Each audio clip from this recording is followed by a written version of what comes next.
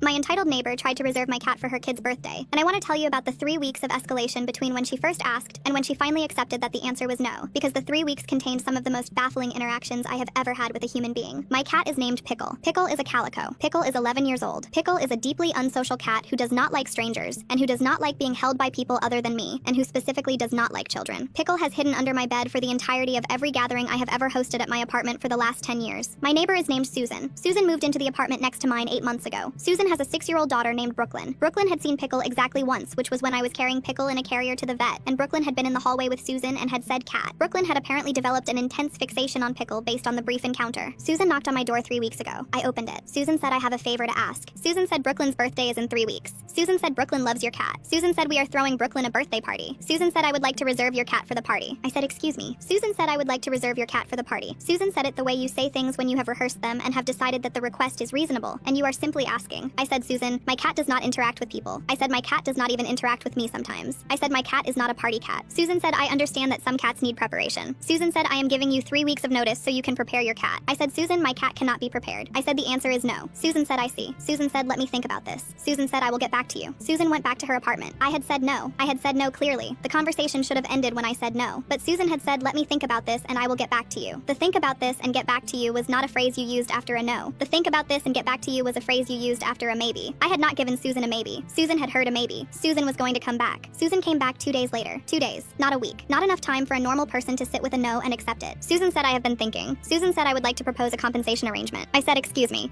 Susan said I would like to offer you $100 to bring your cat to the birthday party for 1 hour. I said Susan. Susan said 200. She jumped from 100 to 200 in the space of 1 second. She negotiated against herself. She heard me say her name and she read it as a counter. I had not countered. I had said her name because I was trying to find the words to tell her again that the answer was no. But Susan had a system running in her head where every sound I made was a signal in a negotiation, and she was adjusting her offer in real time. I said, Susan, I am not negotiating. I said the answer is no. Susan said, I understand that you may be hesitant. Susan said, let me address your concerns. Susan said the party will be small. Susan said only 10 children. Susan said only 10 children, like 10 children was a small number of children to put in a room with an 11-year-old cat who does not like one child. Susan said Brooklyn will be very gentle. Susan said Brooklyn has been preparing herself. Susan said Brooklyn will know how to hold a cat by the time of the party. I want you to sit with that for a second because I sat with it. Brooklyn has been preparing herself. A 6-year-old child has been preparing herself to hold my cat. Susan had been coaching her daughter on cat handling in advance of a party that I had already said no to. Susan had taken my no and used the time after it to train her child to hold a cat that was never going to be at the party. I said, Susan. I said my cat is not coming to a party. I said my cat is not for rent. I said my cat is not negotiable. I said this is the second time I have said no. I said please do not ask again. Susan said I understand. Susan said I appreciate your honesty. Susan said I understand the way people say I understand when they do not understand. Susan went back to her apartment. I closed my door. I told my husband Mark about the conversations. My husband said this is going to keep happening. I said yes. I said the strategy is to not engage. I said the strategy is to stop opening the door if she knocks. Susan knocked 4 days later. I did not open the door. Susan knocked again. I did not open the door. Susan called through the door. Susan said, I know you are home. Susan said, I want to talk to you about the cat. I sat on my couch and I looked at Pickle. And Pickle was still asleep because Pickle does not care about knocking or about Susan or about anything that is not Pickle. Then I heard something slide across the floor. An envelope. The envelope said for you. I picked up the envelope. I opened the envelope. The envelope contained a printed contract. 3 pages. The contract was titled Feline Birthday Engagement Agreement. I want you to read that title again. Feline Birthday Engagement Agreement. Someone had typed those words. Someone had decided that those words in that order made sense. The contract had real terms. The date and time of the party. The duration of the cat's appearance, which was listed as 90 minutes. Compensation in the amount of $300, which was $100 more than the $200 she had offered at my door, which meant Susan was still negotiating against herself even in writing. There was a clause about handling. There was a clause about photography rights. There was a clause about liability. The contract had 2 signature lines at the bottom. One for me, one for Susan. Susan had already signed her line. She had signed a contract for the rental of my cat before I had agreed to rent my cat. Susan had taken my 2 clear verbal refusals and had decided that the problem was not that I was saying no. The problem was that the deal was not formal enough. I called Mark in. Mark looked at the contract. Mark said this is incredible. Mark said this is a real contract. Mark said this is a piece of paper she has prepared specifically for the rental of our cat. I said yes. Mark said what are you going to do? I said I am going to write her a letter. Mark understood. The door was not working. Silence was not working. Verbal conversations were not working because Susan was not hearing verbal conversations. Susan was hearing negotiations. The only thing I had not tried was putting it in writing. Real writing. Not a contract, not terms, not a counteroffer, a letter. I sat down at the table with a pen and a piece of paper and I started writing. I wrote Susan's name at the top. I wrote Susan. I wrote I have received your contract. I wrote I am writing to tell you that the contract is not going to be signed because my cat is not for rent. I read what I had written. It was not enough because Susan had been hearing the simple version and converting it into something else. So I needed to say the thing underneath the thing. I wrote I am also writing to tell you that the framing of this exchange has been a problem for me. I wrote you have been operating as if my saying no was a negotiating position. I wrote it was not a negotiating position. I wrote it was a no. I wrote there is no version of this exchange in which my cat is going to be at your daughter's birthday party. I sat with that line. There is no version. I wanted Susan to understand that. The word no had been living in every conversation I had had with Susan for the past 2.5 weeks, and Susan had been walking around it like it was furniture. I was putting it in the middle of the page where she could not walk around it. I wrote, please do not ask again. I wrote, please do not slide more documents under my door. I wrote, if you do, I will be writing to the building management about the pattern. I wrote that because Susan had been operating in a world where asking again had no cost. There was only cost to me, so I put a cost on it. Building management, not a threat, a consequence. Then I wrote the part I had been thinking about most. I wrote, I am sorry your daughter is going to be disappointed. I wrote, the cat does not exist for her birthday. I wrote, my cat exists for the cat and for me. That was the thing Susan had not understood. Susan had been looking at Pickle and seeing something that could be booked. Susan had been looking at my cat and seeing a service. And I needed Susan to understand that Pickle was not a service. Pickle was a living thing that belonged to herself and to me, and that was it. I wrote, I am asking you to receive this as the final answer. I wrote, I am asking you to talk to your daughter about the difference between things you can have and things that are not yours to ask for. I meant that line not just for Brooklyn, but for Susan. Susan was the one who had been asking for something that was not hers to ask for. I wrote, I am asking you to not contact me about this again. I wrote, I hope your daughter has a wonderful birthday. I signed it. I read the whole letter. Every line said no. Every line said no in a different way. The letter was not mean. The letter was not angry. The letter was clear. I folded the letter. I put it in an envelope. I walked to Susan's door. I bent down and I slid the envelope under Susan's door. I used her delivery system, but I used it to say the opposite of what she had been saying. She had slid a contract under my door that said, let's make a deal. I slid a letter under her door that said, there is no deal. There has never been a deal. There will never be a deal. 2 days passed. Quiet. No knock. No envelope. I knew I was waiting. I did not like that I was waiting. I did not like that Susan had put me in a position where silence in my own apartment felt like the calm before something. On day 3, Susan knocked on my door. My whole body went tight. I sat there. I did not move. Susan did not say anything through the door this time. She just knocked, and then there was a pause, and then I heard it. The sound of paper sliding across the floor. I felt tired. I felt like I had written the clearest letter I had ever written in my life, and now there was another envelope on my floor, and it was going to be another contract. A revised version. A higher number on the compensation line. I picked it up. It was lighter than the last one. I could feel through the paper that there was one piece of paper inside. I opened it. It was handwritten. Susan's handwriting. The note said, I have read your letter. The note said, I am sorry for the misunderstanding. The note said, I will not ask again. The note said, I appreciate your patience. The note said, I hope we can be neighborly. The note was signed Susan. I read it again. I was looking for the catch. I was looking for the line where Susan said but. I was looking for the line where Susan said, however, I would like to propose one more option. There was no catch. There was no but. There was no however. There was just the note. 5 lines. Handwritten. I was not feeling victory. I was not feeling relief exactly. I was feeling something closer to recognition. Every other thing Susan had given me had been a version of her not hearing me. The first conversation was Susan not hearing my no. The second conversation was Susan not hearing my no and offering money. The contract was Susan not hearing my no and trying to formalize a deal that did not exist. But this note was Susan hearing me. Maybe not all the way, but enough to write I am sorry. Enough to write I will not ask again. Enough to stop. This was as close to a real apology as I was going to get from Susan, and I knew that. I accepted it. I did not write back. The exchange was over. A week later, I was carrying Pickle in her carrier to the vet for a routine appointment. I walked into the hallway and Susan and Brooklyn were standing there. Brooklyn saw the carrier. Brooklyn's whole face changed. Brooklyn said, cat. Susan looked at me. Susan looked at the carrier. I could see Susan deciding what to do. And then Susan did something I had not seen her do before. She parented. Susan said, Brooklyn, the cat is going to the vet. Brooklyn said, can I see the cat? Susan said, no, honey. Susan said, the cat is not for us to see. Susan said, let's go.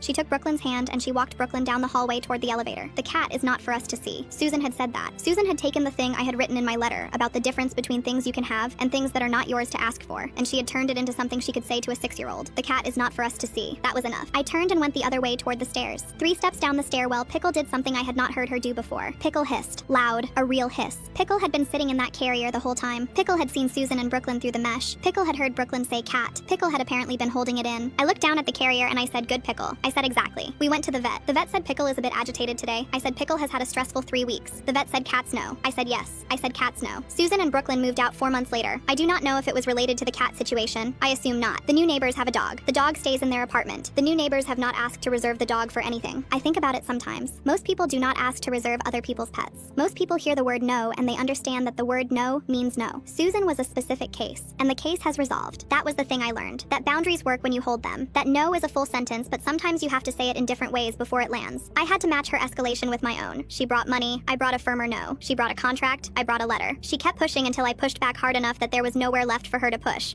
And Pickle had been right about Susan from the beginning. That hiss in the hallway was Pickle's way of saying I told you so. The cat knew. The cat always knew.